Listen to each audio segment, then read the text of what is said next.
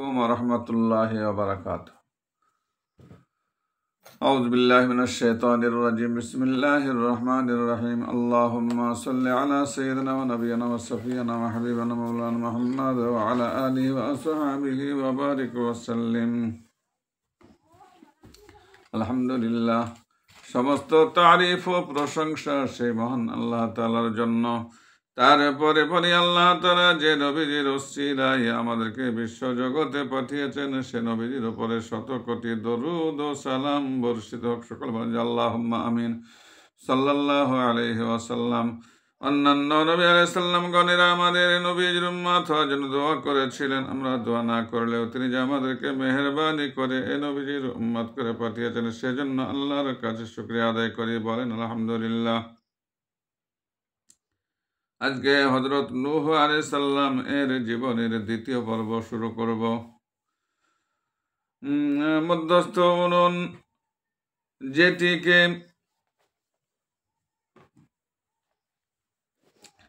যেটিকে পূর্বাহ্নে মহাপ্লাবনের নিদর্শন বলা হয়েছে, সেটি থেকে পানি উত্থিত হতে দেখে নূহ আলাইহিস সালামের সঙ্গে সাথীদের সহ কিস্তিতে আরোহণ করেন।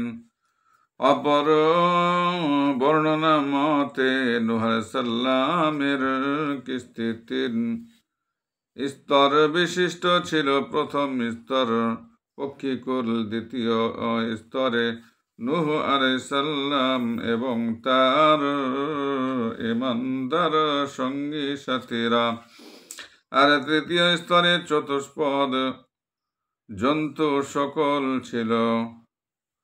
নূহ আলাইহিস সালাম এর 3 পুত্র শাম, হাম ও ইয়াফেস সহ সবাই কিস্তিতে আরোহণ করে, কিন্তু নূহ আলাইহিস সালামের পুত্র কেনান দাম্ভিকতার কারণে কিস্তিতে আরোহণ না করে সুউচ্চ পাহাড়ে আশ্রয় নেয়। সে বলল, আমি কখনোই কোনো অবস্থায় কিস্তিতে উঠব না। নূহ আলাইহিস সালাম পুত্র কেনানকে ডেকে বললেন, কিস্তিতে না উঠলে তুমি ধ্বংস হয়ে যাবে, অতএব আমাদের সাথে কিস্তিতে আরোহণ করো। নিম্নোক্ত আয়াতে এ ঘটনাই বর্ণিত হয়েছে। আল্লাহ তাআলা বলেন, ওয়ানাদা নূহুন ইবনাহু ওয়া কানা ফি মাযিলি ইয়া বুনাইয়া আরকাম মা'ানা ওয়া লা তাকুম মা'আল কাফিরিন। অর্থাৎ, আর নূহ তার পুত্রকে ডাকলেন, আর সে ভিন্ন জায়গায় ছিল। বললেন, বৎস, আমাদের সাথে কিস্তিতে আরোহণ করো, কাফেরদের সাথে থেকো না। কোরআন শরীফের ভাষায় সে জবাব দিল, قال سآوي إلى جبل يعصمني من الماء। অর্থাৎ সে বলল, সে কোরআন শরীফ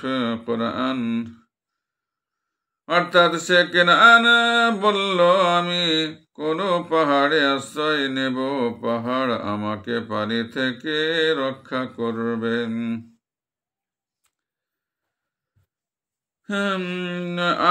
তার এহন জবাবে নূহ আলাইহিস সালাম বললেন, ক্বালা লা আসিমাল ইয়াওমা মিন আমরিল্লাহি ইল্লা মান রাহিম।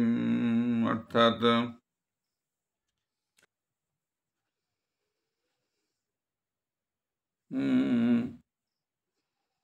قال لا عاصم اليوم من أمر الله إلا من رحم। অর্থাৎ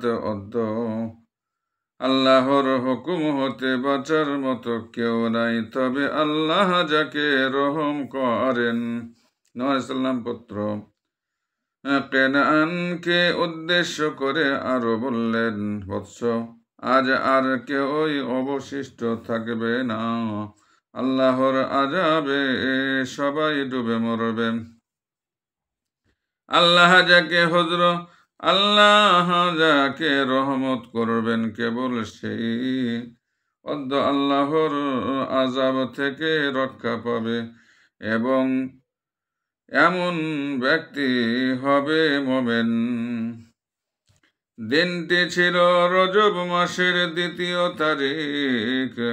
নূহ সাল্লাম এর গৃহ মধ্যস্থ উনুন ফেটে উঠতে শুরু করে। এ সম্পর্কে মহান আল্লাহ রব্বুল আলামিন বলেন,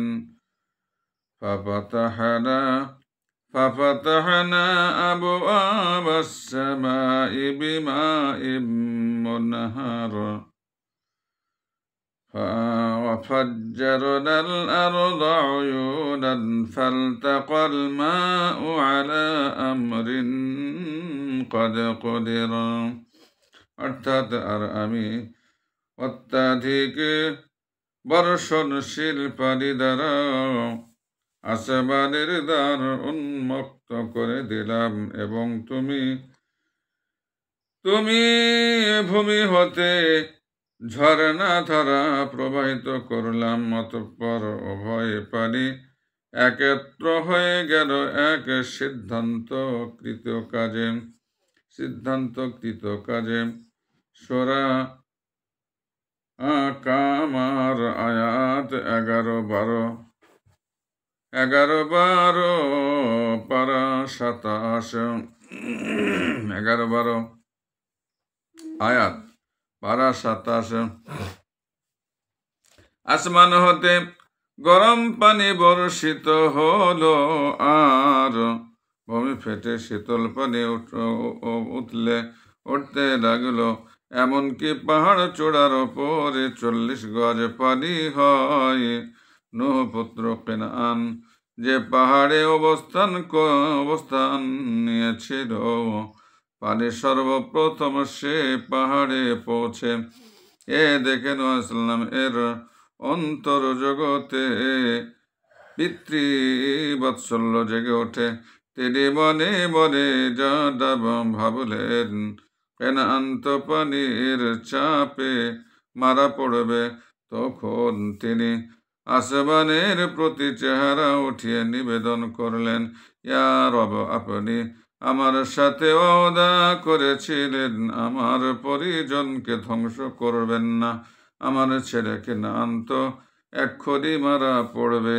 এ সম্পর্কে আল্লাহ তাআলা পবিত্র কোরআনে শরীফে বলেন, ওয়ানাদা নূহুর রাব্বাহু فقال ربي إن ابني من أهلي وإن وعدك الحق وأنت أحكم الحاكمين।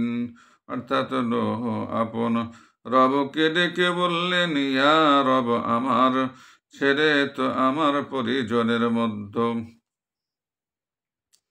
মধ্য হতে, এবং আপনার ওয়াদা সত্য, আর আপনি সবচাইতে বড় বিচারক। নূহ সাল্লাম এর নিবেদনের প্রত্যুত্তরে আল্লাহ তাআলা বলেন, ক্বালা ইয়া নূহ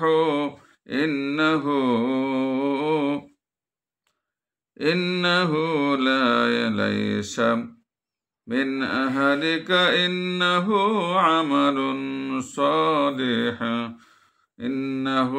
আমালুন গায়রু সালিহ।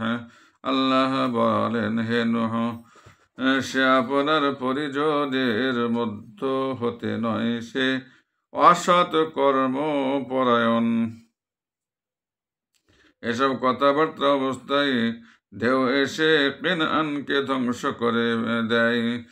কিস্তিতে আরোহণের সময় হযরত জিবরাইল আলাইহিস সালাম নূহ আলাইহিস সালামকে বললেন, হে নূহ, কিস্তিতে আরোহণ করুন এবং পড়ুন, ওয়াকালা রকাবু ফিহা বিসমিল্লাহি মাজরিহা ومرساها إن ربي لغفور رحيم আর নূহ বললেন, নূহ আলাইহিস সালাম বললেন, আরোহণ করো কিস্তিতে, আল্লাহর নামে সেটির চড়া এবং থেমে থাকা নিঃসন্দেহে আমার রব পরম দয়ালু অতীত ক্ষমাশীল।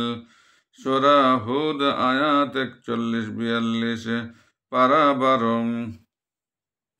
উল্লেখিত আয়াত পাঠ করতে কিস্তিখানি প্লাবনের পানিতে চলতে শুরু করে। আরোহীদের বার্জ মলমূত্র কিস্তি খুবই অপবিত্র দুর্গন্ধময় হয়ে পড়ে। হযরত নূহ আলাইহিস সালাম আল্লাহর প্রত্যাদেশ অনুযায়ী হাতির চেহারায় হাত ফেরালে আল্লাহর কুদরতে হাতির নাক হতে 2টি শূকর জন্ম নেয়। শূকর 2টি কিস্তির মধ্যস্থ সব অপবিত্র বর্জ্য সাবাড় করে পরিষ্কার করে ফেলে। এ দৃশ্য দেখে অভিশপ্ত ইবলীস শূকরের চেহারায় হাত ফিরিয়ে দিলে সেটির নাক হতে 2টি ইঁদুর জন্ম নেয়। সাল্লাম ইবলীসকে বললেন, হে অভিশপ্ত শয়তান, কে তোমাকে এ কিস্তিতে উঠিয়েছে? সে বলল, আপনি যখন গাধাকে অভিশপ্ত বলছিলেন তখনই আমি কিস্তিতে উঠে পড়ি। আমি জানতাম আপনি আমা ব্যতীত আর কাউকে মালাউন অভিশপ্ত ও অভিহিত করবেন না। সুতরাং তাতে আমি কিস্তিতে আরোহণ করি। ইঁদুর 2টি কিস্তির বিভিন্ন জায়গায় ছিদ্র করতে শুরু করে দিলে হযরত নূহ আলাইহিস সালাম আল্লাহর দরবারে ফরিয়াদ জানান। তার ফরিয়াদে জিবরাইল আলাইহিস সালাম এসে বললেন, আপনি বাঘের চেহারায় হাত ফেরান। বাঘের চেহারায় হাত ফেরাতে সেটির নাক হতে 2টি বিড়াল জন্ম নেয়। বিড়াল 2টি কিস্তির মধ্যস্থ সব ইঁদুর খেয়ে ফেলে। সেদিন থেকে বিড়াল আর ইঁদুরের শত্রুতা চলে আসছে। হযরত নূহ আলাইহিস সালাম রজব মাসের 2য় তারিখ থেকে মুহররমের 10 তারিখ পর্যন্ত মোট 6 মাস 8 দিন কিস্তিতে আরো অবস্থান করেন। অতঃপর আল্লাহর পক্ষ থেকে ঘোষণা এলো, ওয়াকিলা ইয়া আরদু বলাঈ মাআকি ওয়া ইয়া সামাউ আকলিঈ ওয়াগীদাল মাউ ওয়া কুদিয়াল আমরু واستوت على الجود وقيل بعدا للقوم الظالمين। অর্থাৎ আর আল্লাহর নির্দেশ হলো, হে ভূমি পানি চুষে নাও, এবং আকাশকে নির্দেশ করা হলো, হে আরশ থেমে যাও। তখন পানি কমে গেল। ঘটনার পরিসমাপ্তি হলো এবং কিস্তি যদি পাহাড়ে এসে থামল। আর নির্দেশ হলো, হে জালেম সম্প্রদায়, দূর হও আল্লাহর রহমত হতে।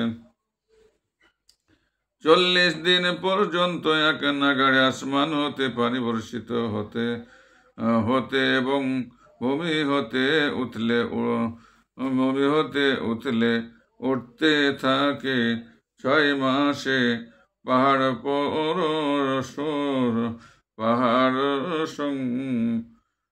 শূন্য পানি কিছুটা কমে এবং কিস্তি যদি পাহাড়ে এসে থাকে। যদি পাহাড় শাম সিরিয়া দেশের অবস্থিত, এবার বৃষ্টি থেমে যায়, জমিন এমনভাবে শুকিয়ে যায় যে তাতে এক ফোঁটা পানিও অবশিষ্ট ছিল না। অথচ সেদিন কিস্তি যে হেজাজ ভূমিতে প্রবেশ করে সম্ভব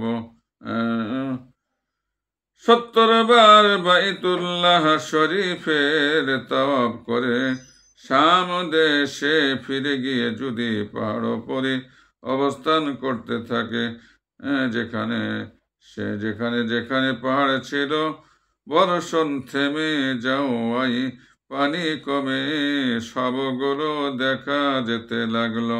কিস্তি যদি পাহাড়ে এসে থামলে নূহ আলাইহিস সালাম একটি পাখি জমিনে নামিয়ে দেন। পানির অপবিষ্ট পরিমাণ জানার জন্য পাখিটি ভূমিতে আরো অবতরণ করে দানা বীজ খেতে শুরু করে। পানির সংবাদ নিয়ে ফিরে আসার কোনো কথা নাই। এতে অসন্তুষ্ট হয়ে আল্লাহ সেটির ওড়ার ক্ষমতা ছিনিয়ে নেন।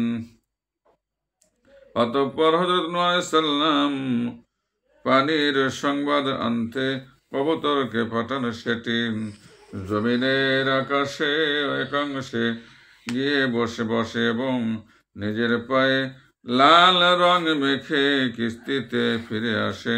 হযরত নূহ আলাইহিস সালাম খুশি হয়ে কবুতরের জন্য দোয়া করেন যেন চিরকাল মানুষ সেটিকে আদর করে। এ সময় হযরত জিবরাইল আলাইহিস সালাম অবতরণ করে পানির জন্য 7টি পথ বানিয়ে দেন। এবার সব পানি সমুদ্রে গিয়ে পতিত হয়।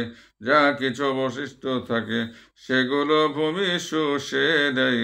ফলে ভূমির সর্বাংশ শুকিয়ে যায়।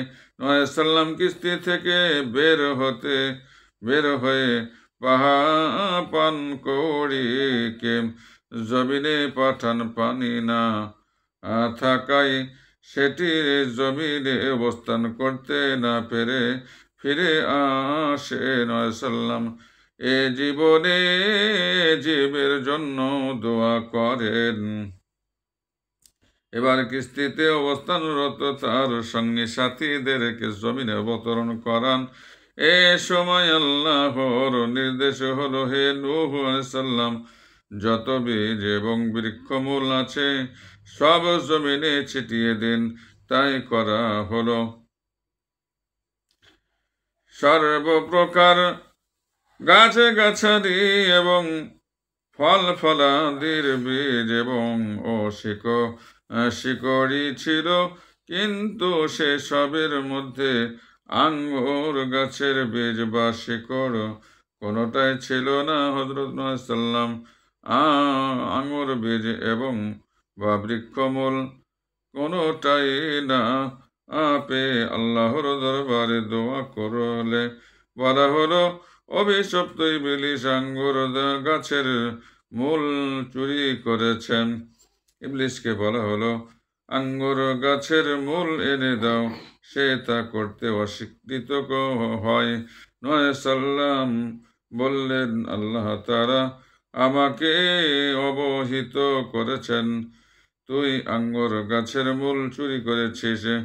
এবার অভিশপ্ত ইবলিস বলল, হ্যাঁ, এনে দেব, তবে শর্ত হচ্ছে আঙ্গুর গাছের মূলে আপনি একবার পানি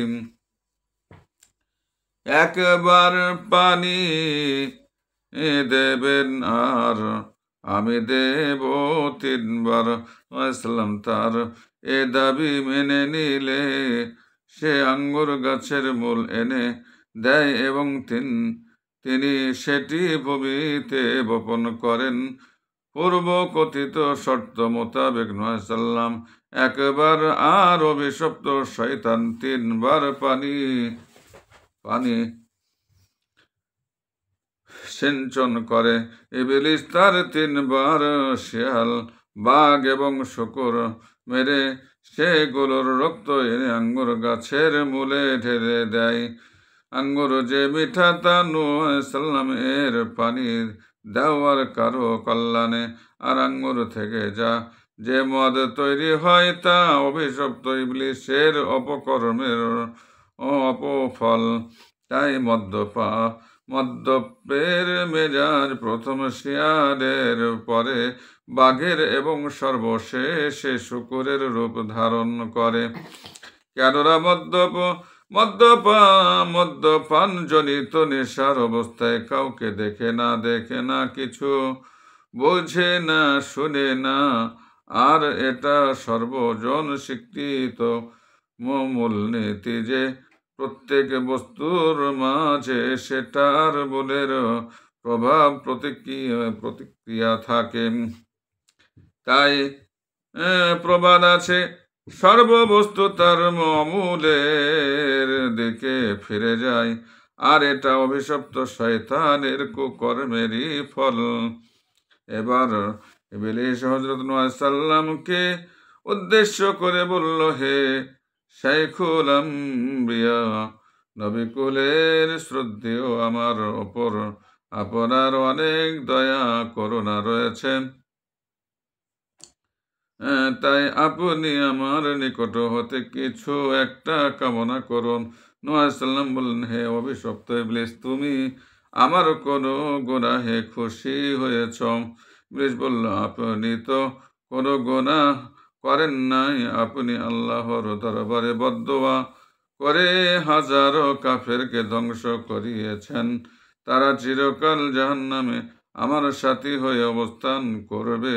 এ কথা শুনে নূহ আলাইহিস সালাম 100 বছর পর্যন্ত ব্যথিত হৃদয়ে আল্লাহর দরবারে কান্নাকাটি করতে থাকেন। একদা নূহ আলাইহিস সালাম ইবলিসকে সেজদা করলেন। হে ইবলিস, কোন বিষয় অবলম্বন করলে বনি আদম জাহান্নামে নিক্ষিপ্ত হবে? সে বলল, তা 4টি বিষয়: হিংসা, লোভ, অহংকার, কার্পণ্য। নূহ আলাইহিস সালাম ইবলিসের কাছে এর ব্যাখ্যা চাইলেন। সে বলল, আমি 70,000 বৎসর পর্যন্ত মহাপরাক্রমশালী সম্মানিত আল্লাহ তাআলাকে সেজদা করেছি, তার ইবাদত করেছি। আল্লাহ তাআলা যখন আদম আলাইহিস সালামকে সৃষ্টি করেন, তখন তাকে সেজদা করতে ফেরেশতাকুলকে নির্দেশ করেন। সবাই তাকে সেজদা করে, কিন্তু আদমের প্রতি ঈর্ষাবশত আমি সাজদা হতে বিরত থাকি। এতে আমি লানত অভিশাপের যোগ্য সাব্যস্ত হই। এরপর আল্লাহ আমাকে জিজ্ঞাসা করলেন, তুমি আদমকে সেজদা করলি না কেন? এবার আমি অহংকার করে বললাম, আমি আদম হতে শ্রেষ্ঠ, কেননা আপনি আদমকে মৃত্তিকা হতে আর আমাকে আগুন হতে সৃষ্টি করেছেন। এই অহংকারের কারণে আল্লাহ তাআলা আমাকে দরবার থেকে বিতাড়িত করেন। তৃতীয়, আদম আলাইহিস সালাম এর পচ গন্ধ ভক্ষণের লোভ সৃষ্টি হয়, যাতে তিনি চিরকাল জান্নাতে অবস্থান করতে পারেন। অথচ আল্লাহ তাআলা গন্ধম খেতে কঠোরভাবে নিষেধ করেছিলেন। আমি ফুসলিয়ে তাকে গন্ধম খাওয়াই ফলে তিনি জান্নাত হতে বহিষ্কৃত এবং দুনিয়ার জীবনে বন্দী হন। আর বনি আদমের জাহান্নামে নিক্ষিপ্ত হবার চতুর্থ কারণ হচ্ছে কার্পণ্য। আল্লাহ তাআলা কৃপণদের জন্য জান্নাত হারাম করে দিয়েছেন। কৃপণ কখনো জান্নাতে যাবে না। ইবলিস নূহ আলাইহিস সালামকে এসব শুনিয়ে প্রস্থান করে। অতঃপর আল্লাহর নির্দেশে হলো, হে নূহ, কিস্তির তক্তা দ্বারা তুমি একখানা মসজিদ নির্মাণ করো। এই নির্দেশ পেয়ে তিনি যদি পাহাড় পরে একখানা মসজিদ নির্মাণ করেন, সেখানে এই মসজিদকে কেন্দ্র করে সাবানিন নামে একটি জনবস্তি গড়ে ওঠে। সামারিন অর্থ ৮০, অর্থাৎ এই ৮০ জন মুমিন নারী পুরুষ হযরত মুহাম্মদ সাল্লাল্লাহু আলাইহি ওয়াসাল্লাম এর সাথে সেখানে ছিলেন। আর কিছুদিন পর হযরত মুহাম্মদ সাল্লাল্লাহু আলাইহি ওয়াসাল্লাম সেখানে ইন্তেকাল করেন। ইন্তেকালের সময় তিনি ৩ পুত্র শাম, হাম ও ইয়াফেসকে রেখে যান। পরবর্তী মানবজাতি মুহাম্মদ সাল্লাল্লাহু আলাইহি ওয়াসাল্লাম এর উল্লেখিত ৩ পুত্র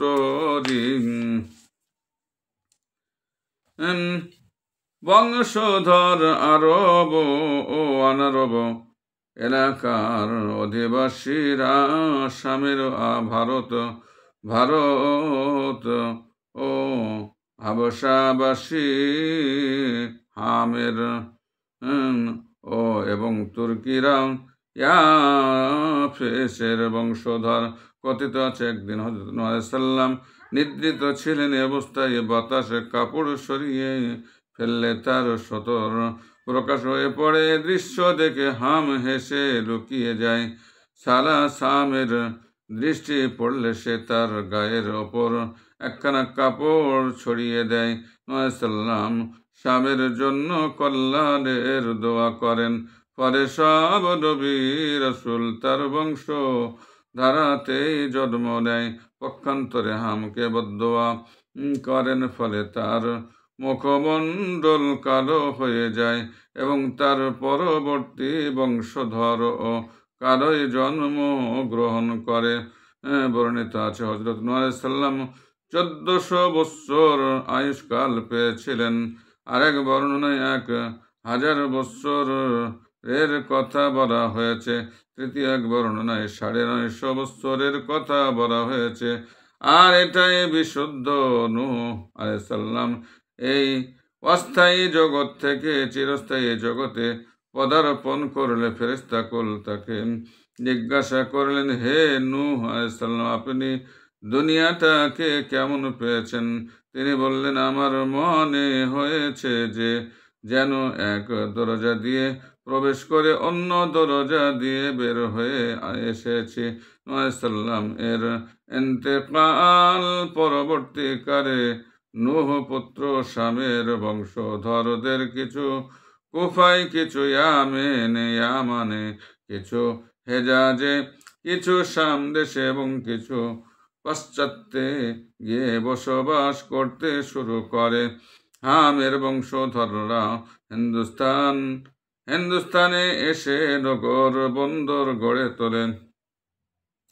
আর ইয়াফেসের বংশধররা তুর্কিস্তানে গিয়ে বসবাস অবলম্বন করে এবং নগর বন্দর গড়ে তোলে। হামের বংশধরদের মধ্যে সমগ্র জগৎ আবাদ হয়। অভিশপ্ত শয়তান হিন্দুস্তানে এসে লোকজনকে মূর্তি পূজা শিক্ষা দেয়। এরপর তুর্কিস্তানে গিয়ে সেখানকার অধিবাসীদেরকেও মূর্তি পূজা শেখায়। অবশেষে আরব জগতে গমন করে। অভিশপ্ত ইবলিস তথাকার অধিবাসীদেরকেও গুমরাহ করে। আরবের এক বাদশাহ ছিল, তার নাম জুরহাম। সে ছিল ৪০০ গজ লম্বা। সমগ্র আরব জগতে ছিল তার অনুসারী অনগত। কারো মতে তার নাম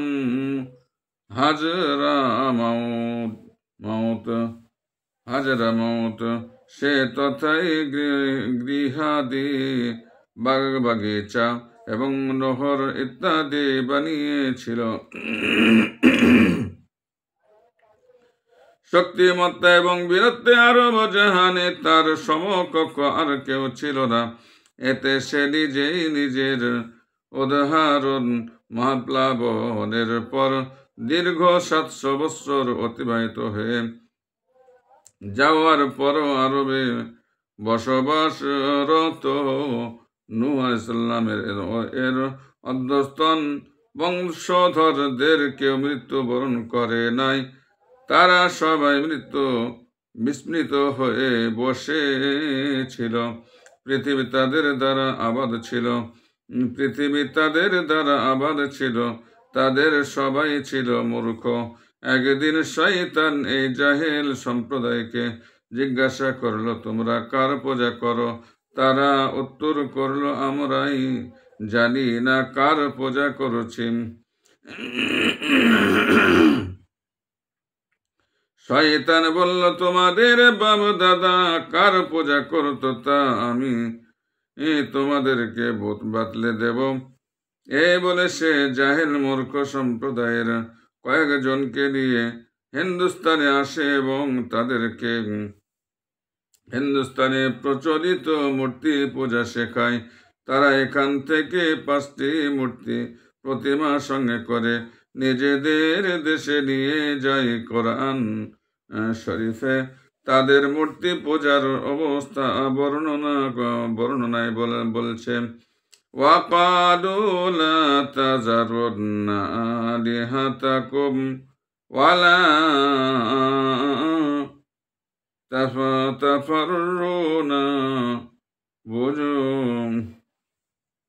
ولا تذرن